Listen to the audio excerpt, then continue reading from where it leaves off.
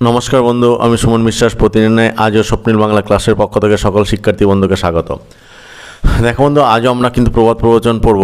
তোমরা জানো এর আগের দিন আমি সংক্রান্ত যে প্রবাদ প্রবচন আছে আদি অর্থাৎ 8টা ক্লাস আমি করেছিলাম। আজ কিন্তু আয়ের পরে হর্ষই দীর্ঘই এবং দীর্ঘ সম্পর্কে প্রবাদ প্রবচন যেগুলো আমাদের বাস্তবে প্রচলিত আছে তার উপরে কিন্তু আজ তোমাদের পড়াবো। দেখো বন্ধু, এই প্রবাদটা শুধু বাস্তবে প্রচলিত আছে বলে পড়তে হবে এটা নয়, কারণ এটা কথোপকথন একটা গুরুত্বপূর্ণ বিষয়, বিভিন্ন লেখালেখিতে একটা গুরুত্বপূর্ণ বিষয়। বা তুমি যদি তোমার কথন দক্ষতা বাড়াতে যাও, বিভিন্ন লেখনী দক্ষতাকে যদি উন্নতি করতে যাও, তাহলে অবশ্যই কিন্তু প্রবাদ জানাটা একান্ত প্রয়োজন। তাছাড়া বিভিন্ন কথাবার্তায় আমরা কিন্তু প্রবাদ প্রবচন ব্যবহার হতে দেখি, বা বিভিন্ন বাস্তব প্রসঙ্গে তোমাকে যদি কথা বলতে হয় ফলে প্রবাদকে কিন্তু বলতে হয়। সেদিক থেকে প্রবাদের কিন্তু যথেষ্ট একটা গুরুত্ব রয়েছে। বা ক্লাস যদি দেখো, বর্তমানে বাংলা মিডিয়ামে ক্লাস 11-এ প্রবাদ প্রবচন পাঠ্য আছে। তারপর হচ্ছে আমি যখন 2003-এ মাধ্যমিক দিয়েছিলাম তখন এটা প্রবাদ প্রবচন পাঠ্য ছিল। এসএসসিতে পাঠ্য আছে, এমএসসিতে পাঠ্য আছে। ফলে ক্লাসের দিক থেকেও কিন্তু যথেষ্ট কিন্তু প্রবাদ প্রবচনে কিন্তু একটা গুরুত্ব কিন্তু রয়েছে।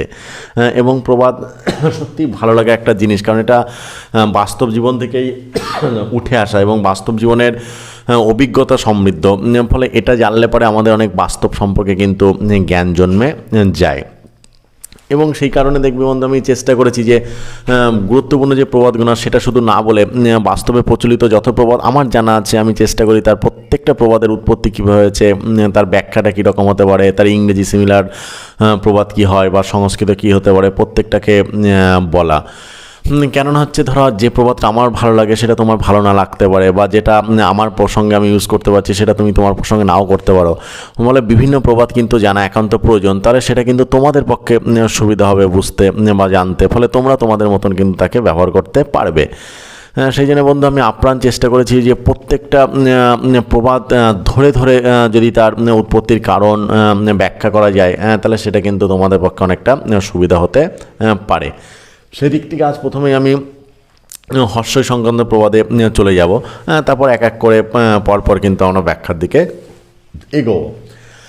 দেখো বন্ধু, হর্ষই নিয়ে প্রথমে যে প্রবাদটা তোমাদের শেয়ার করবো আজ সেটা হচ্ছে ইঁচড়ে পাকা। মানে এটা হচ্ছে বহুল প্রচলিত একটা প্রবাদ এবং খুবই জনপ্রিয় প্রবাদ। দেখো বন্ধু, এটা উৎপত্তিটা কীভাবে আসছে, যে আমরা প্রত্যেকেই জানি যে কাঁঠাল কিন্তু এঁচড় অবস্থায় যদি কোনো রূপে পেকে যায় তাহলে কিন্তু তার স্বাদও থাকে না, তার গন্ধ কিন্তু থাকে না এবং সেটা খেতেও কিন্তু বিশ্রী হয়।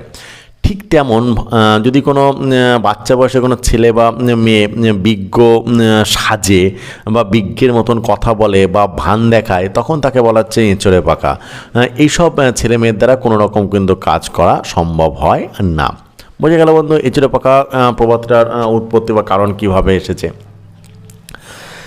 তারপর হচ্ছে ইচ্ছা থাকে যার উপায় হয় তার। এই যে দেখো, ইচ্ছা থাকে যার উপায় হয় তার মানে ধরো মনে যদি কাজ করার প্রকৃত ইচ্ছা থাকে তবে কাজ যতই দুরূহ হোক বা কঠিন হোক তা কিন্তু কখনোই কিন্তু আটকায় না।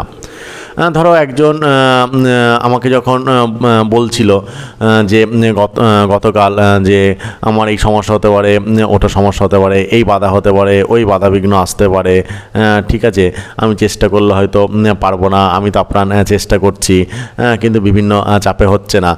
তখন আমি তাকে বললাম, দেখো তুমি কি ভাবছো সেটাকে দেখো, তুমি চাইলে সবই সম্ভব, কারণ তোমার পর নির্ভরটা বাকি কারোর পর নির্ভর নয়। তো ফলে বাধা আসবে, বিঘ্ন আসবে, কদিন, 1 দিন 2 দিন 5 দিন 10 দিন, কিন্তু তুমি যদি চাও তাহলে অবশ্যই কিন্তু তুমি সেই কাজটা করতে পারবে।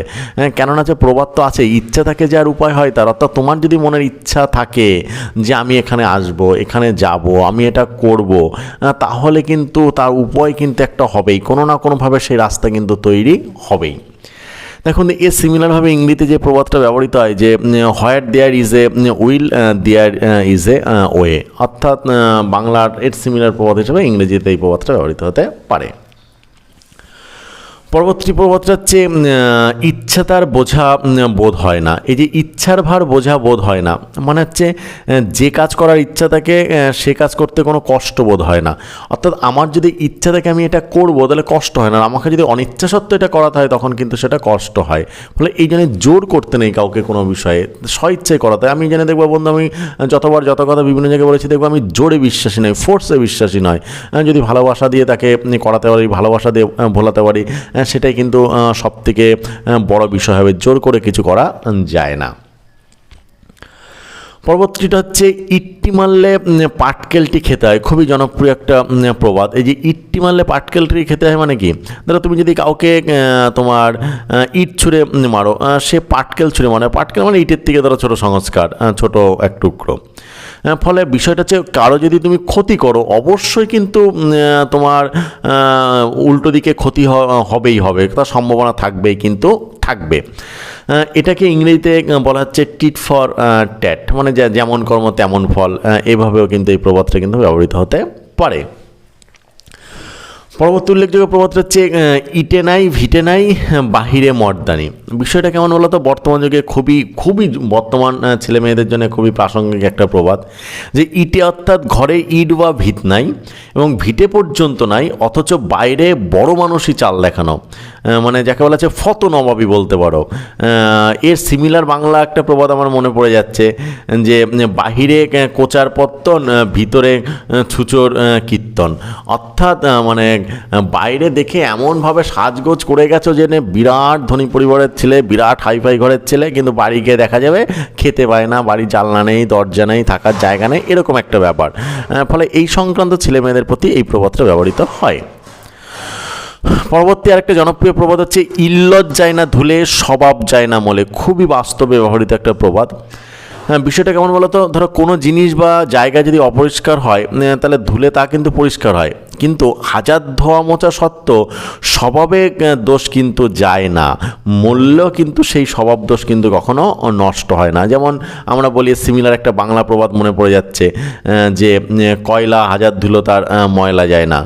মানে হচ্ছে যার যা রীতি ছাড়ে কদাচিৎ, মানে সংস্কৃত যেটা বলে যার যা রীতি ছাড়ে কদাচিৎ। সংস্কৃততে এই কয়লাটাকে এইভাবেও কিন্তু ব্যবহৃত হয়, যে অঙ্গার শত ধৌতেন মলিনত্বং ন মুঞ্চতি। অর্থাৎ শতবার ধুলো অঙ্গার কয়লার মলিনত্ব মানে নোংরা ভাব কিন্তু কখনোই যাবে না। অর্থাৎ স্বভাব কী করে তোমাকে যাবে, কখনোই কিন্তু ছাড়া সম্ভব নয়। পরবর্তী প্রবাদ হচ্ছে ইস্তক জুতা সেলাই নাগাদ চণ্ডীপাঠ। মানে আমরা বলি জুতো সেলাই থেকে চণ্ডীপাঠ, সহজে যেটা বলি। বিষয়টা কেমন বলো তো, যে মুচির কাজ করা জুতো সেলাই হইতে আর ব্রাহ্মণ পণ্ডিতের কাজ চণ্ডীপাঠ পর্যন্ত করিতে পারে। মানে কি, সামান্য বা নিজ কার্য হইতে মহৎ কাজ পর্যন্ত করতে পারে, এই প্রবাদ এই সম্পর্কে বোঝায়। অর্থাৎ যে সমস্ত কাজ করতে পারে, যেমন আমি আমার সম্পর্কে বলি যে জুতো সেলাই থেকে চণ্ডীপাঠ সমস্ত কিছু, অর্থাৎ আমি সমস্ত ধরনের কাজ করেছি, এমন কোনো কাজ নেই যে আমি করিনি। ছোটোবেলায় যখন আমরা দারিদ্র্যের সঙ্গে লড়েছি, ধরো মাঠে কাজ করা বলো, গোবর কোড়ানো বলো, মানে গুটে দেওয়া বলো, গুল পাড়ানো বলো, কাঁচামাল বাজারে বিক্রি করা বলো, ঠিক আছে, এমন কোনো কাজ নেই যেটা আমি করিনি। ভ্যান চালানো বলো, মাঠে মুনিশ কাটা বলো, প্রত্যেকটা জায়গায় কিন্তু সেই অভিজ্ঞতাটা কিন্তু আছে। এখনও আমি তাই কোনো কাজকে কোনোভাবেই কিন্তু ভয় পাই না, বা কোনো কাজকে আমার কাছে ছোট মনে হয় না, কারণ কাজ প্রত্যেকে কিন্তু তার নিজস্ব একটা সম্মানের কিন্তু জায়গা রয়েছে। দেখো বন্ধু, ফলে বুঝতেই পারছো প্রবাদ প্রবচন কত গুরুত্বপূর্ণ একটা জিনিস, কিভাবে বাস্তব এলাকা থেকে এটা উঠে আসে এবং আমাদের জীবনে সেটা কিভাবে কাজকর্মের সঙ্গে ওতপ্রোতভাবে কিন্তু যুক্ত হয়ে যায়। এই কটা ছিল বন্ধু হর্ষই সংক্রান্ত প্রবাদ। এবার আমরা চলে যাব দীর্ঘই সংক্রান্ত প্রবাদে। যে ঈশ্বর যদি করেন কর্তা যদি মরেন, তবে ঘরে বসে কীর্তন শুনবো।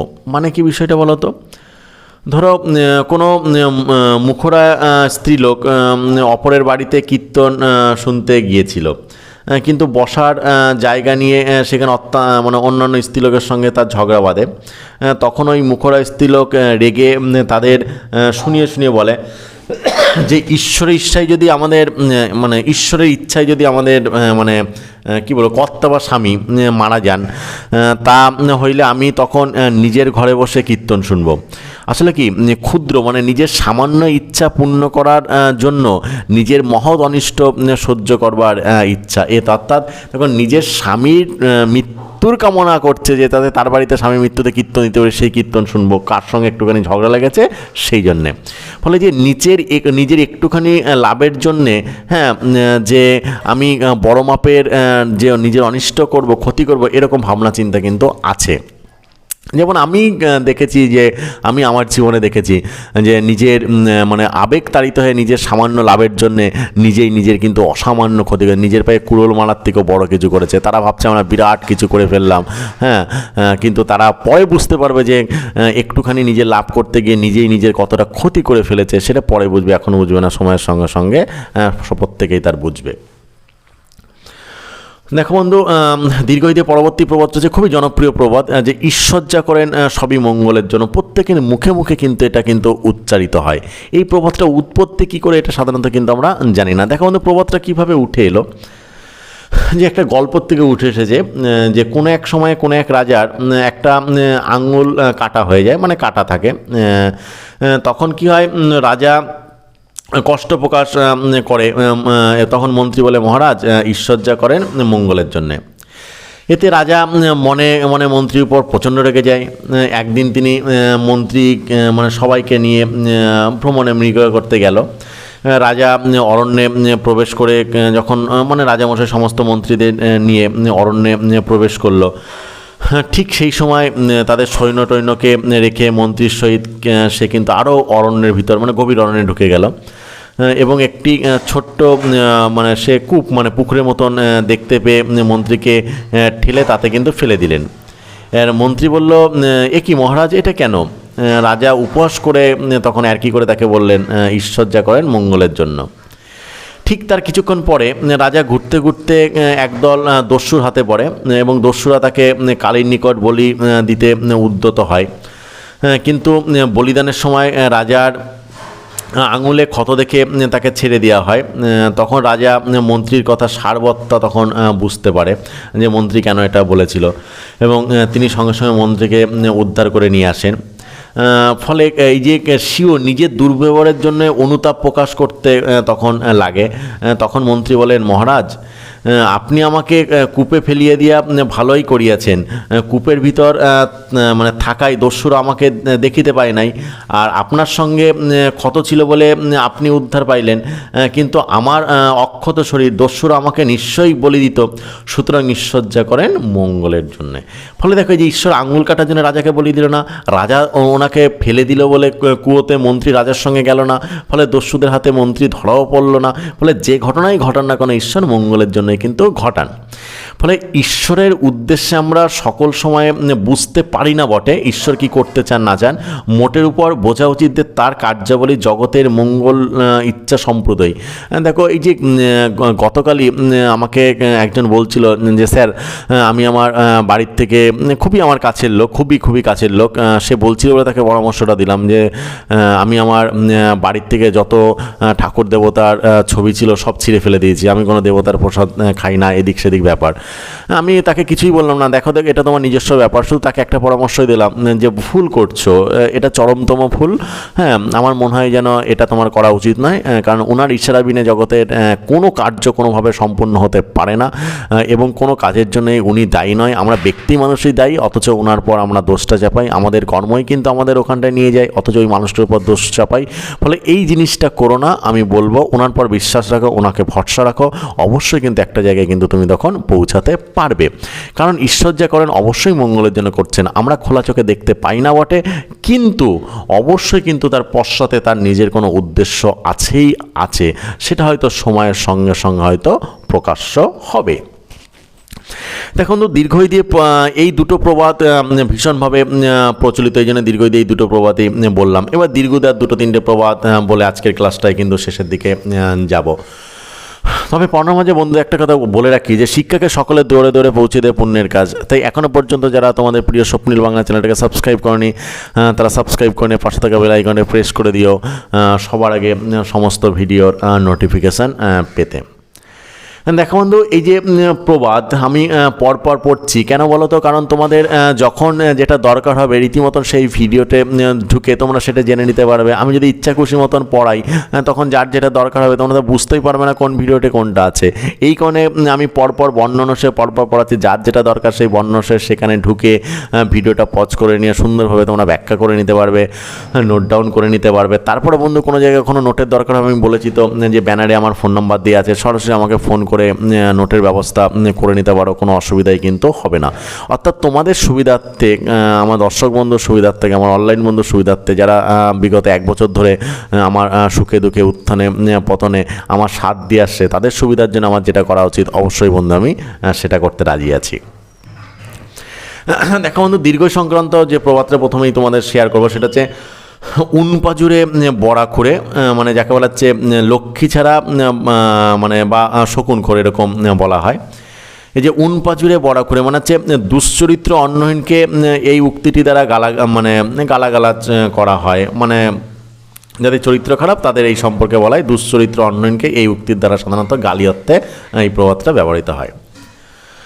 পরে হচ্ছে উনবর্ষার দুনশীত। উনবর্ষার দুনশীত মানে কি, যে বছরে বর্ষা কম সেই বছরে শীত বেশি। আমরা জানি যে শীতের সঙ্গে বর্ষা বেশি হলে কিন্তু শীতটা বেশি হয়, না, ব্যাপারটা উল্টে যায়।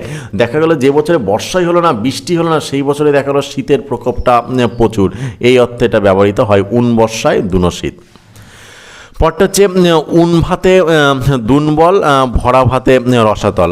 মানে কি বলতো, উন মানে হচ্ছে কম পরিমাণ, অর্থাৎ পরিমিত যদি তুমি খাও বা আহার করো তাহলে অবশ্যই কিন্তু শক্তি হয়। আর অপরিমিত মানে প্রচুর পরিমাণে যদি খেয়ে ফেলো তখন নানা রোগের কিন্তু জন্ম হয় এবং তোমার বল ক্ষমতা কিন্তু কমতে থাকে, পরিশেষে তোমার মৃত্যু ঘটে। আমি অনেককে বলি, দেখো বেশি খেও না, কম খাও বেশি খেতে পারবে, বেশি খেলে কিন্তু কম খেতে পারবে, কিন্তু কে বোঝে একবারে পেলে প্রচুর খেতে থাকে, এটা কখনোই কিন্তু উচিত নয়। কারণ তুমি অল্প খেলে তোমার ক্ষমতাটা অবশ্যই বৃদ্ধি পাবে, বেশি খেলে তোমার বিভিন্ন রকম গ্যাস বলো, পেট খারাপ বলো, শ্বাস নিতে কষ্ট বলো, বিভিন্ন রোগে পরিপূর্ণ কিন্তু হয়ে যাবে। ফলে পরিশেষে কিন্তু দুর্ভোগটা কিন্তু তোমাকে কিন্তু ভোগ করতে হবে। আশা করছি বন্ধু আজকে যে হর্ষই দীর্ঘ এবং দীর্ঘ সংক্রান্ত একটা তথ্য সমৃদ্ধ প্রবাদ প্রবচনের ক্লাস তোমাদের উপর দিতে পেরেছি। তারপর বন্ধু কখনও কোনো জায়গায় যদি সমস্যা মনে হয়ে থাকে অবশ্যই বন্ধু কমেন্ট বক্সে গিয়ে আমাকে কমেন্ট করে জানাবে, আমি যথাসম্ভব তার উত্তর দেওয়ারও কিন্তু চেষ্টা করব। আজকের ক্লাসটা এই পর্যন্তই। নমস্কার বন্ধু।